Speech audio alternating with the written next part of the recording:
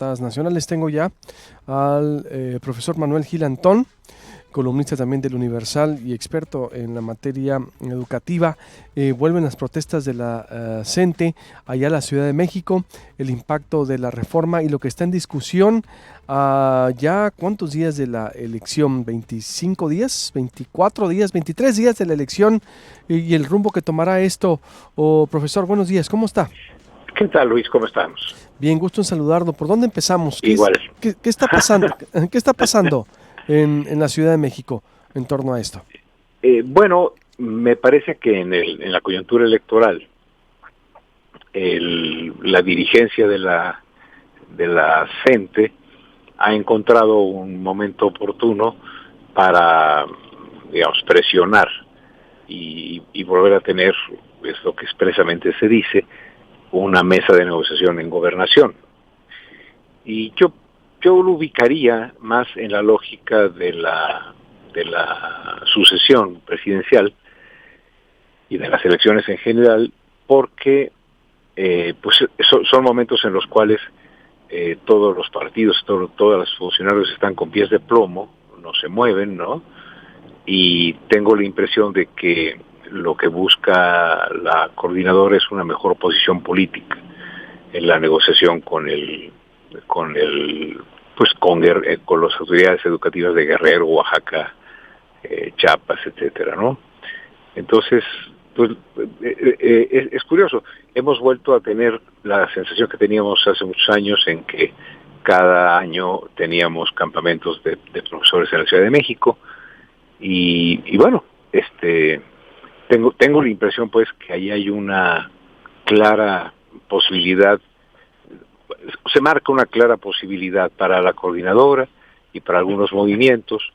Lo que procede a hacer con la reforma es su abrogación, ¿no? Hay que abrogar. Creo que por otro lado hay también quienes críticos de la reforma lo que piensan es hacer lo que se llama reforma de la reforma, ¿no? Es decir, estudiar a fondo qué pasó con la reforma y, digamos, tratar de eliminar en las leyes secundarias o incluso, si es necesario, a nivel constitucional, arreglar lo que ha lastimado más, que a mi juicio es una evaluación al desempeño de los profesores que no es, digamos, confiable, ¿no? Hay quienes, como Anaya, por ejemplo, dirían que la reforma está bien en su concepción, pero está mal en su implementación. Esa corriente, esa posibilidad de futuro, lo que diría es, bueno, vamos a hacerla bien, ¿no? Pero consideran que está bien concebida. Y también tenemos la posición oficial de derecho, o sea, ahora sí que voy derecho y no me quito, para haciéndole algunos pequeños ajustes, en donde podríamos ubicar a MID.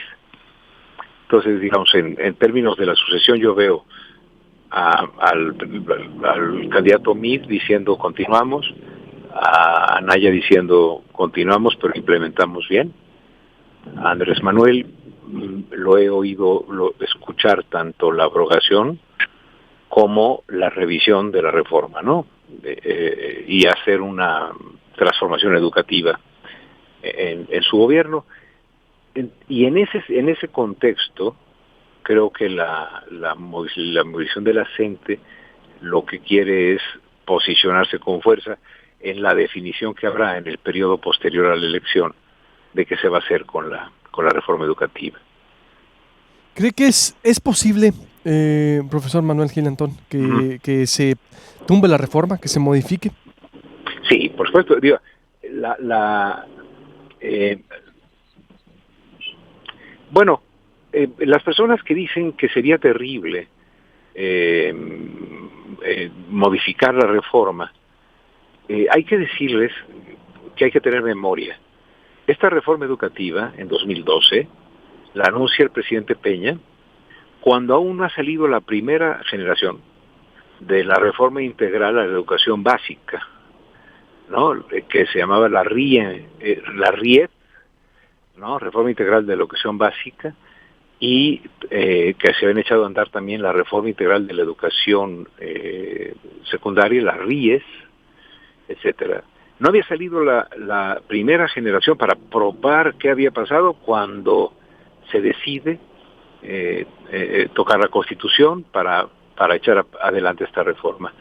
Entonces, no me parece que sea lícito en una democracia decir, yo pude tocar la Constitución para hacer una reforma y nadie puede hacer lo mismo que hice yo. Me parece, Luis, que lo que hay que tener claro es que el objetivo no es la reforma. El objetivo, es decir, la reforma es un medio ¿para qué? Pues para que mejore el aprendizaje de los niños mexicanos. Y en ese sentido, yo soy del parecer que si se revisa la reforma actual y, digamos, se pueden corregir sus peores errores a través de las leyes secundarias, pues podríamos ir por ese camino. Si, sobre todo, haber colocado a la evaluación como un mecanismo laboral. La evaluación en todo el mundo está orientada a que la persona evaluada conozca sus fortalezas, sus debilidades, obtenga apoyo para superar sus debilidades y conservar sus fortalezas y mejore su trabajo. Ese es la evaluación es un medio, no es un fin, y es un medio de mejora de la actividad. Este gobierno cometió el error gravísimo de meter en el artículo 3º a la evaluación, digamos, que derivó en la evaluación del desempeño, de tal manera que si el profesor se evalúa, pierde los derechos laborales que tenía, porque solo se puede conservar durante 4 años esta plaza, y a lo mejor la tenía de forma definitiva. Si no se evalúa, pierde el trabajo. Si al evaluarse durante 2 o 3 ocasiones no satisface los criterios de la evaluación, entonces es separado de su cargo y se le da algún cargo administrativo. O bien no se presenta la evaluación y lo despide. Ahora, ¿cuál es el problema, Luis? El problema es que la evaluación que se está haciendo no tiene nada que ver con lo que sucede en las aulas. Es un mecanismo para conservar el empleo, pero no se ha convertido en un instrumento para mejorar la práctica. Entonces, yo no tengo duda que tiene que revisarse muy profundamente lo que se llama la Ley del Servicio Profesional Docente y la Coordinación Nacional del Servicio Profesional Docente. Tenemos que separar la evaluación como proyecto pedagógico y educativo de lo laboral. Y en lo laboral, aplicar el 123, es decir, una persona que falta 3 veces a cualquier trabajo, nos pasa a usted, a mí, nos echan, y con razón, o 3 veces sin justificar en un mes, y si faltamos, y si cometemos alguna... Ok, que se nos aplique la justicia laboral, pero que no se use a la evaluación, que tiene tan importantes usos o tan importantes beneficios para mejorar el aprendizaje, como un recurso laboral. Porque entonces, les aseguro a quienes nos escuchan, porque se sabe, que se van a aprobar muy bien los exámenes sin que haya cambio en las aulas. ¿Por qué? Pues, digo, si cualquiera puede enseñar, como decía Nuño, cuestión que es una aberración, solo sabe enseñar el que fue preparado para hacer eso. Estamos también teniendo el riesgo de que esta evaluación ponga frente a los grupos a personas que podrán saber mucho, pero no tienen experiencia y no se han formado para estar en un salón de clases. Me pongo como ejemplo, Luis. Yo le he echado ganas para saber, para estudiar. A lo mejor sé bastante de un cierto tema, pero como no soy alguien preparado para ser docente, si me ponen ustedes en un salón, puedo saber 500 veces más que un profesor normalista, pero él tiene el dominio pedagógico del contenido a enseñar, y yo no. Por lo tanto, él es mejor maestro que yo. Totalmente, con ese parámetro, sí. Conclusión, profesor, entonces, en este proceso ya electoral. A mí, sí, me parece que en toda democracia los procesos de cambio de poder abren un espacio para la revisión. Y no hay que tener miedo a revisar lo que se hizo. Incluso no hay que tener miedo a que se modifiquen algunas cuestiones establecidas en la Constitución. No hay que tener miedo. La Constitución se ha modificado a placer y a veces por motivos inconfesables.